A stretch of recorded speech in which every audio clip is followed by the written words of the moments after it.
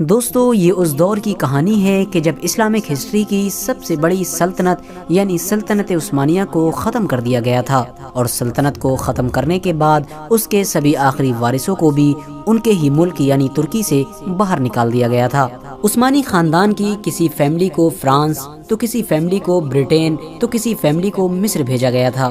جدید ترکی کے فاؤنڈر یعنی مصطفی کمال اتا ترک نے سلطنت عثمانیہ کے آخری سلطان یعنی سلطان عبد المجید کو بھی ان کی پوری ہی فیملی کے ساتھ فرانس بھیج دیا تھا۔ اب ایسی حالت میں پورے ہی عثمانی خاندان کا کنیکشن آپس میں ٹوٹ چکا تھا اور ہر ایک کی مالی حالت خراب ہوتی جا رہی تھی۔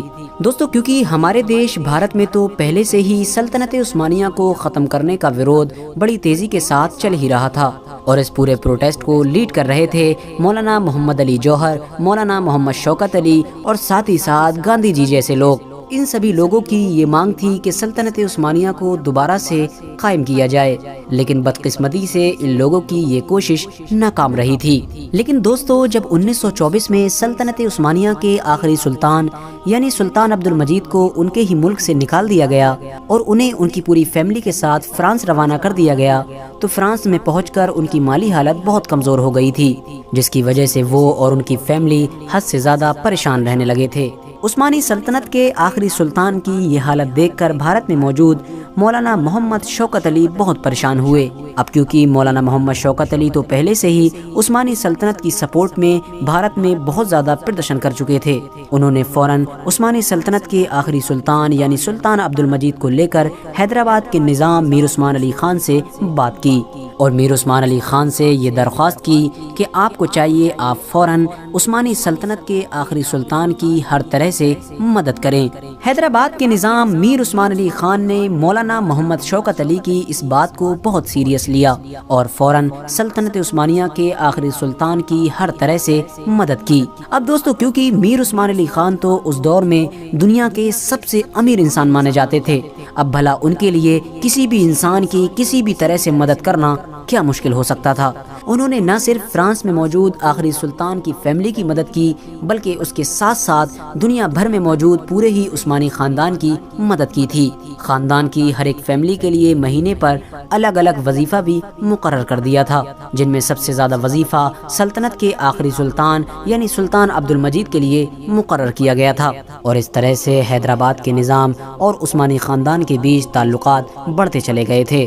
دوستو عثمانی سلطنت کے آخری سلطان کی صرف 2 ہی اولادیں تھیں، جن میں سے ایک بیٹے کا نام شہزادہ عمر فاروق تھا اور ایک بیٹی کا نام در شہوار تھا۔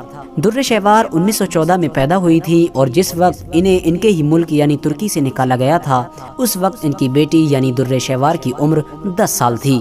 در شہوار فرانس میں ہی پلی بڑھی اور وہیں پر ہی انہوں نے اپنی ہائر ایجوکیشن حاصل کی تھی، اور یہی وجہ تھی کہ وہ ترکی اور اردو کے ساتھ ساتھ فرانس زبان میں بھی اچھی مہارت رکھا کرتی تھی۔ ان تمام چیزوں کے ساتھ ساتھ وہ مارشل آرٹس میں بھی ماہر تھیں۔ شہزادی در شہوار جب شادی کی عمر کو پہنچی تو ان سے شادی کرنے کے لیے دنیا بھر کے شاہی خاندانوں کے رشتے آنا شروع ہو گئے تھے۔ بتایا جاتا ہے کہ سلطان عبد المجید کے پاس مصر کے بادشاہ کے بیٹے اور ایران کے شہزادے کا بھی رشتہ آیا تھا، لیکن سلطان عبد المجید نے یہ دونوں رشتے ہی منع کر دیے تھے۔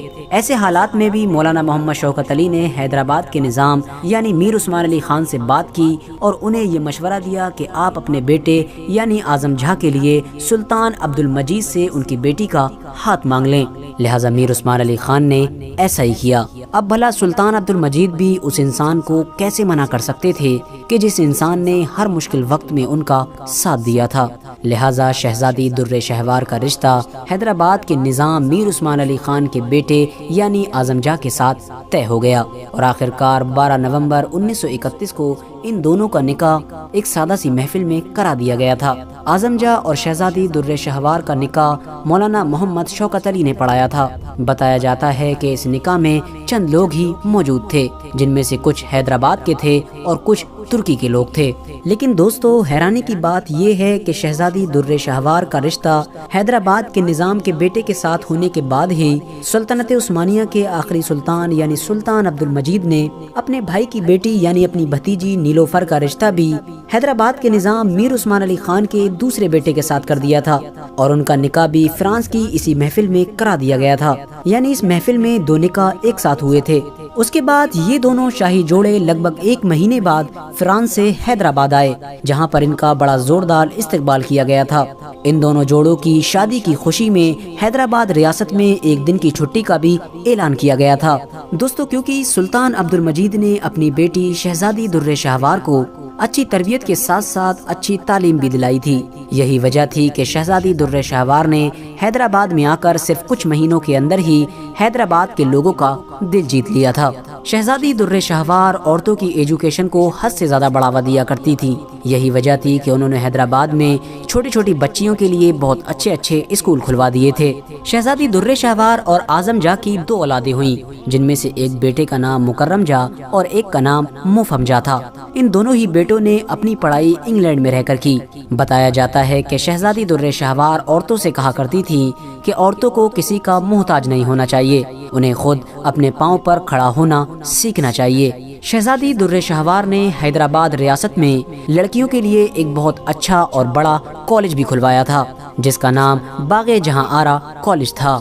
دوستو آج بھی حیدرآباد شہر میں ان کے نام سے ایک ہاسپٹل موجود ہے، جو خود انہوں نے ہی قائم کیا تھا۔